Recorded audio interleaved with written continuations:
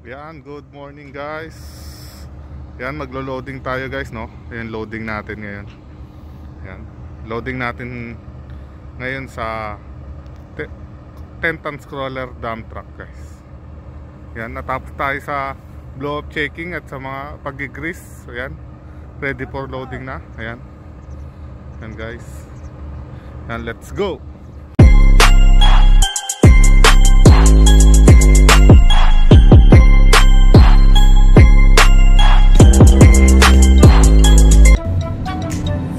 Guys, magpe-prepare tayo for loading. Sisimulat na tayo mag-loading doon. Ayos muna natin tong pwesto natin, no? Kailangan malinis para komportable yung baon natin sa pag-loading, hindi gumagalaw-galaw. Kailangan pantay yung pwesto nyo para maganda ang pag-loading. Ayusin natin. Prepare natin yung lupa na ikakarga natin. Yan natin doon para sa pwesto natin. So yan, medyo okay na. Pasok na tayo doon. Pasok na ng konti. Yan. Hindi nyo nakikita siguro yung pwesto, no? Pero hirap kasi mag-video ano, pagkahawak-hawak ko nag-operate, kaya hindi nakabot ng cellphone. Yan. Karga tayo. Ayan ang kakargahan natin. 10 tons crawler dump truck. Ayan.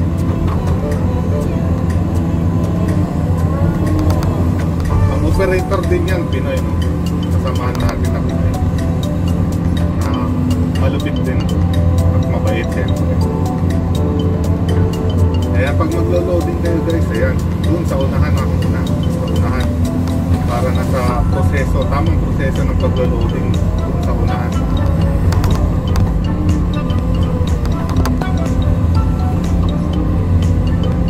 Kaya kayo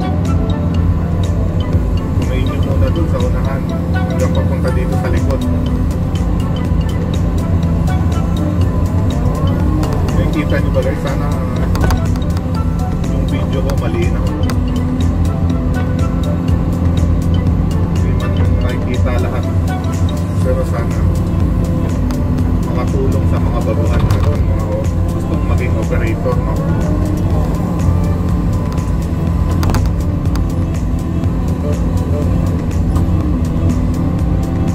Yan, loading yan, ganyan loading lang. Sa mga baguhan na gustong maging operator, siyempre una medyo mahirap. Pero normal yun sa mga nagsisimula. Darating din kayo sa time na mas matututo kayo. Pwede nyo rin ituro katulad ng itong ginagawa ko.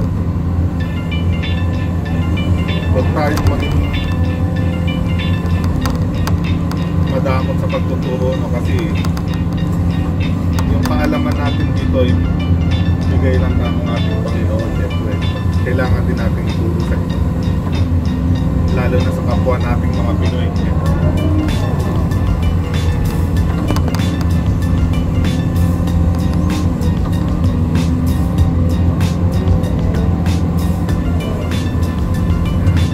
Konti na lang, punuin natin, no? Kasi sabi nung pinaka-leader natin dito na tayo, punuin ko na lang natin. Kapon yun eh. So yan guys, okay na yan. Pwede na yan. Kahit bumagsak-bagsak yan dyan, okay lang kasi nasa loob naman tayo ng site.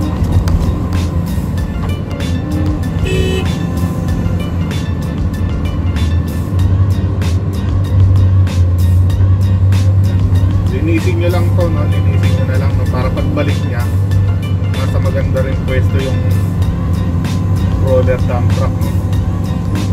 Para hindi rin siya pagalaw-galaw pag niloloading niya natin. Maganda rin yung pwesto. Kailangan iisipin nyo rin yung pwesto ng dump truck, o yan, katulad yung roller dump truck. Pag maglo-loading kayo, nasa magandang pwesto rin siya, hindi lang yung bago.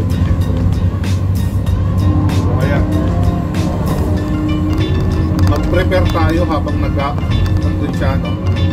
I-prepare mo na yung lupa na ikakarga mo. Ilapit mo para mas mabilis mo siyang may loading. Ilapit mo dyan para hindi siya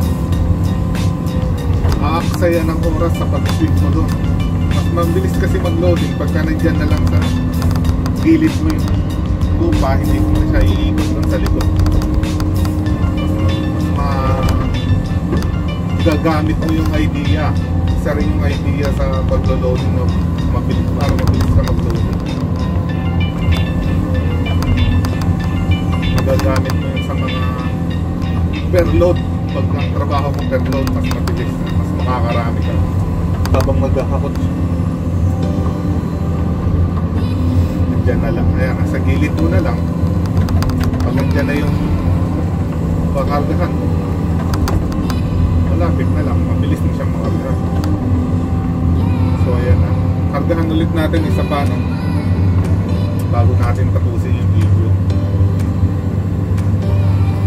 Ayan. Tapat mo lang. Kung nasan yung bucket mo, yan susundan na yan ng driver ng roller. Alam niya na yan, operator siya. Kung nasan yung bucket mo, hindi niya itatapat.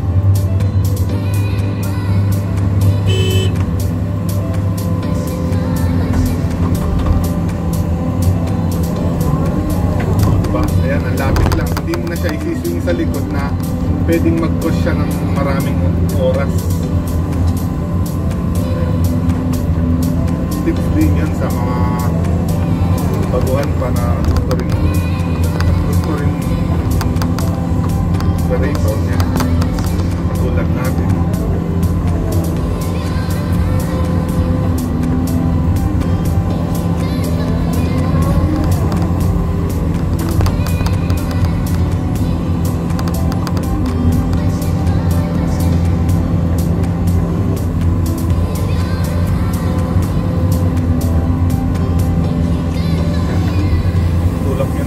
Para mas malagyan nyo na sa likod.